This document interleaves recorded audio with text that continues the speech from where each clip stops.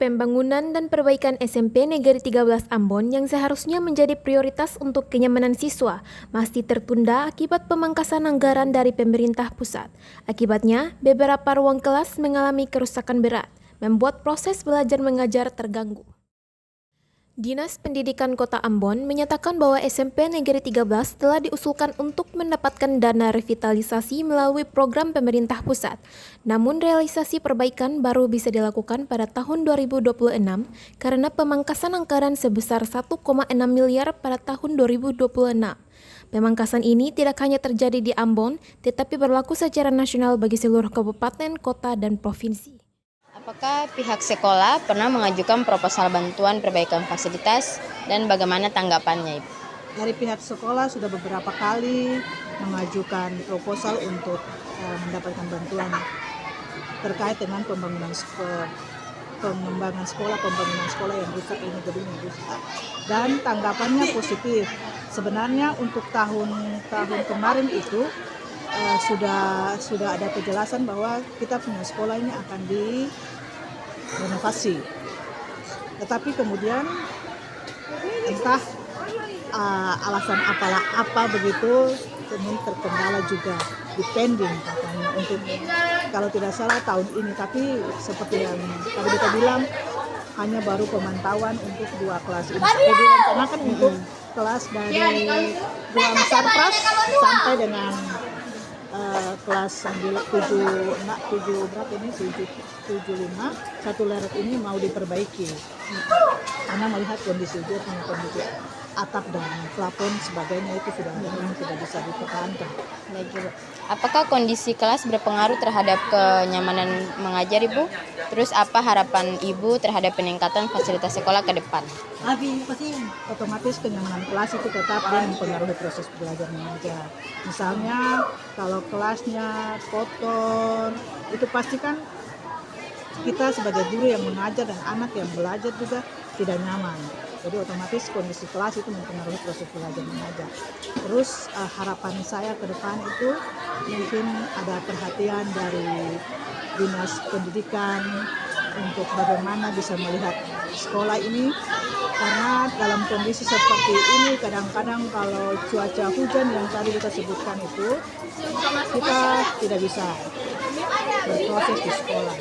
Karena kalau hujan lebat itu kalau ibu tidak keberatan bisa buka di YouTube, mungkin lihat kondisi sekolah SMP Negeri 13 ketika dalam kondisi hujan itu full air masuk semua di kelas. Ini tergenang semua. Jadi kadang-kadang itu harapan kita cuma seperti itu. Mungkin pemerintah bisa melihat, dalam hal ini pemerintah kota bisa melihat supaya ke depannya mungkin ada bantuan yang sesegera mungkin bisa diberikan kepada sekolah SMP 13. Jadi Ibu, kemarin kan Dinas Pendidikan sudah datang lihat nih, Ibu. Sejauh ini bagaimana penilaian Dinas terhadap kondisi fisik bangunan SMP Negeri 13? Apakah masih tergolong layak pakai, Ibu?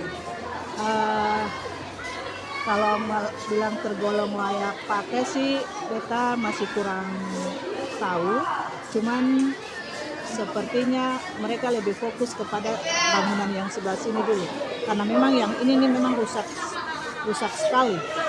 Seperti itu. Baik, Ibu. Karena kalau ditemukan kerusakan seperti atap bocor atau lantai rusak, itu biasanya bagaimana mekanisme pelaporannya ke Dinas Pendidikan, Ibu? Itu biasanya kita selaku Sarpas, kita koordinasi dengan kepala sekolah, lalu kita adakan pertemuan dengan guru-guru, misalnya dalam kondisi kelas, wali-wali kelas memberikan informasi kira-kira apa yang perlu diperbaiki. Kalaupun hal itu nanti bisa ditangani oleh sekolah, bisa, tapi kalau memang tidak bisa, langsung dari kepala sekolah membuat pertemuan atau langsung menyurati ke dinas. Itu. Baik, Ibu. Apakah ada kendala anggaran yang membuat perbaikan sekolah tertunda, Ibu? Terus bagaimana sistem pengawasan penggunaan dana perbaikan sekolah agar tetap sasaran? Untuk anggaran sekolah otomatis ini sekolah punya kan? Iya. Tetap kita harus lihat dari anggarannya dulu kan. Kalau memang anggaran bisa mencukupi untuk gerakan perbaikan kita jalan, tapi kalau tidak juga kan kita harus melihat seperti itu. Terus juga bagaimana sistem pengawasan penggunaan dana perbaikan sekolah agar tepat sasaran, Ibu? Biasanya kita buat kegiatan prioritas. Jadi apa yang lebih penting untuk diperbaiki itu kita laksanakan. Baik, Ibu. Bagaimana mekanisme koordinasi antara sekolah dengan dinas pendidikan dalam menangani sarana dan prasarana yang rusak, Ibu? Kita tetap berkoordinasi melalui kepala sekolah. Jadi untuk koordinasi ke atas itu ranahnya kepala sekolah. Jadi kita hanya menyampaikan, kepala sekolah yang melanjutkan seperti itu. Apakah dinas memiliki tim teknis khusus untuk survei atau meninjau kondisi sekolah-sekolah ini, Ibu? Kemungkinan iya, karena kemarin yang datang itu memang dari dinas, tetapi juga ada perwakilan dari anggota dewan. Jika ada laporan dari masyarakat atau media tentang sekolah yang rusak, Ibu, apakah dinas langsung menindaklanjuti atau menunggu laporan resmi dari pihak sekolah? Salah satu contoh yang kemarin sempat viral di media sosial yaitu ada orang tua yang memberikan informasi langsung di grupnya Pak Wali Kota dan itu langsung mendapat tanggapan yang positif. Tim langsung Turun, Iya. jadi tidak tunggu kepala sekolah lapor dulu. Iya, seperti Baik, Ibu. Hasil peninjauan dan wawancara dengan pihak sekolah dan guru menunjukkan kondisi fisik SMP Negeri 13 bervariasi. Beberapa ruang masih dalam kondisi baik, namun ruang kelas 95 dan 96 mengalami kerusakan berat dengan plafon yang bocor dan atap yang juga ambruk. Pihak Dinas Pendidikan menegaskan bahwa kendala terbesar adalah anggaran. Meskipun sekolah sudah mengajukan laporan perbaikan bertahun-tahun, bantuan perbaikan baru bisa direalisasikan jika pemerintah pusat menyediakan dana. Kepala sekolah dan guru berharap ada perhatian khusus dari pemerintah agar perbaikan ruang kelas yang rusak parah dapat segera dilakukan, sehingga siswa dapat belajar dengan aman dan nyaman. Pemkot Ambon 2026 di sini mengalami pemangkasan yakni pada dana alokasi umum sebesar 163 miliar dan tidak mendapatkan jak sama sekali. Nah, dengan demikian untuk pembangunan SMP 13 Ambon tetap diusulkan melalui dana pertama melalui pemerintah pusat. Jadi pemerintah pusat itu melalui Kementerian Pendidikan ada program revitalisasi sekolah namanya. Dananya dari APBN untuk membangun sekolah. Sehingga SMP 13 itu diusulkan melalui dana itu. Yang kedua, kita usulkan juga melalui APBD. Kita tahu hari ini APBD besaran biaya itu untuk membangun itu berapa badannya? Kita nanti lihat data orangnya ada berangkat. Tuh, ya. Berapa miliar kayak itu untuk rehab. Nah, tahun depan pemerintah kota itu ada pemangkasan 163 miliar. Jadi sangat ada anggaran itu oleh pemerintah pusat. Jadi bukan hanya Kota Ambon, semua kabupaten kota dan semua provinsi, pemerintah provinsi di Indonesia dipangkas anggaran. Ya? Jadi tertunda ya? Jadi dong lihat perkembangan transfer pemerintah pusat ke daerah itu berapa. Saya dong baca data 900 T lebih. Nanti di angka pastinya di berita tuh. Ya. Kemudian itu yang sebelum 2027 sekarang tuh dan tahun-tahun sebelumnya 2026 salah 2026 dia berkurang menjadi sekitar 600 T lebih, lalu pemerintah pusat tambah lagi sekitar 300 T lebih, salah 43 T lebih, berarti ada selisih sekitar 200 T lebih tuh. 200 T lebih. Nah, 200 T lebih inilah yang dikurangi di semua pemerintah kabupaten kota hari ini, termasuk di Kota Ambon. Kita 163 miliar. Nah, gitu. Jadi tahun depan kita semua saya ada kepeng. Anggarannya minim. Jadi masih tertunda ya Pak? Bukan tertunda, Oh, tetap kita usul. tetap diusul. Usul. Jadi kalau misalnya pemerintah pusat akomodir ya syukur, tetap kita usul. Atau misalnya kalau DPR-nya mau akomodir ya kita bersyukur melalui APBD itu. Tapi kalau lihat dana itu berat, karena dana yang di Pemda ini dengan dana DAU umum itu ya sebagian besar hanya untuk membiayai gaji pegawai, untuk belanja modal, belanja barang dan jasa pembangunan. Baik Pak, saya boleh tanya beberapa pertanyaan. Terima kasih sebelumnya Pak sudah meluangkan waktu untuk kami. Jadi kami mau bertanya Pak, sejauh ini bagaimana penilaian dinas terhadap kondisi fisik bangunan SMP Negeri 13? Apakah masih tergolong layak dipakai atau tidak? Ya, jadi itu kategorinya ada penilaian rusak ringan, sedang, berat. Mereka itu ada beberapa ruang kategori berat, ada beberapa ruang yang kategori baik. Ya, ada yang rusak sedang.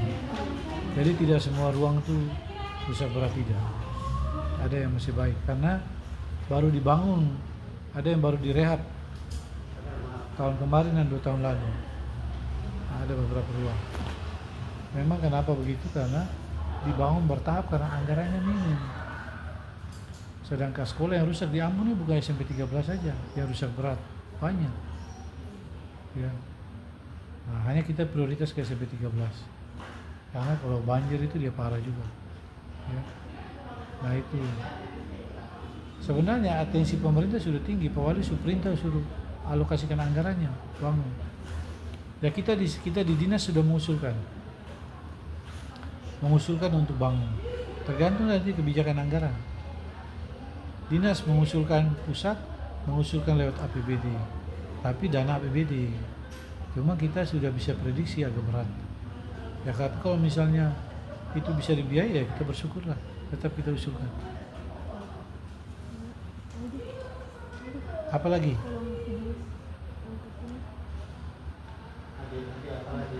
Apalagi? Iya, Pak. Gercep. Baik Pak. Apakah dinas memiliki data terbaru mengenai kondisi ruang kelas, atap, dan fasilitas pendukung di SMP Negeri Sudah. 13? Sudah Pak. Ada. Kapan terakhir kali dilakukan renovasi atau perbaikan di sekolah tersebut?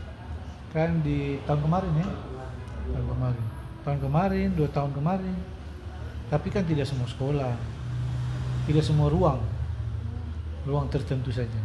Itu ruang berapa saja Pak di sini? Pengen tahu nanti ada pegawainya yang tahu data itu. Baik Pak. Jika ditemukan kerusakan seperti dinding retak, atap bocor, atau lantai rusak, bagaimana mekanisme pelaporannya di Dinas Pendidikan Pak? Jadi sekolah yang lapor, bukan dinas lapor. Oh iya. Sekolah lapor melalui sistem Dapodik di Sarpras itu, mereka lapor kerusakan, lalu tim PUPR itu melakukan survei didampingi oleh tim dinas. Selain survei mereka melakukan penilaian kerusakan, karena kemampuan teknis kan ada di tim PUPR.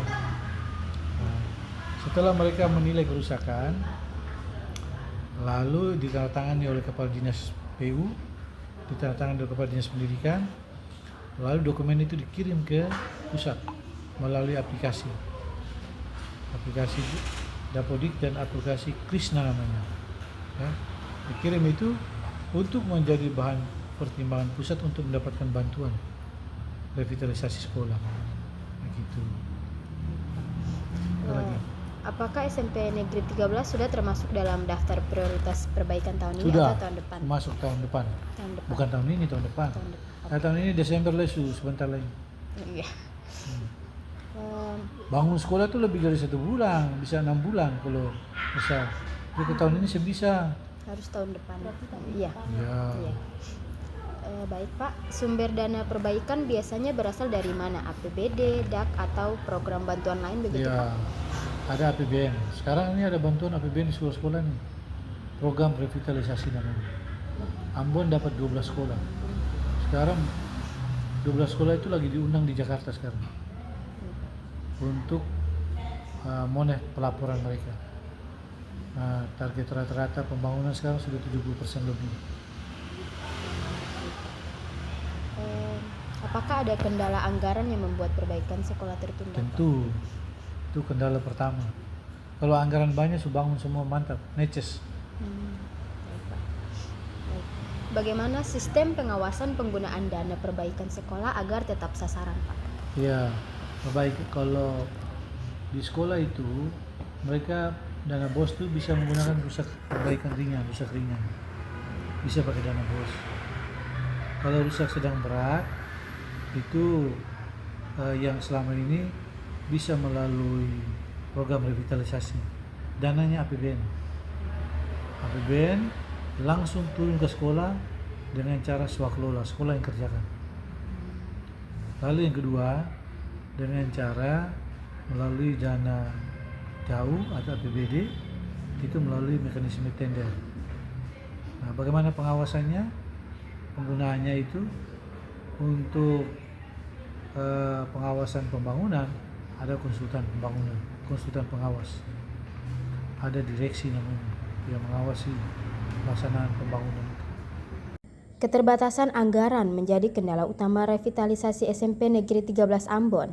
Meskipun telah diusulkan untuk perbaikan, kenyataan di lapangan menunjukkan beberapa ruang kelas masih rusak parah, menimbulkan risiko keselamatan dan mengganggu proses belajar. Pemerintah pusat dan daerah diharapkan dapat segera mengakomodasi kebutuhan ini agar pendidikan di Kota Ambon berjalan dengan lebih layak dan nyaman.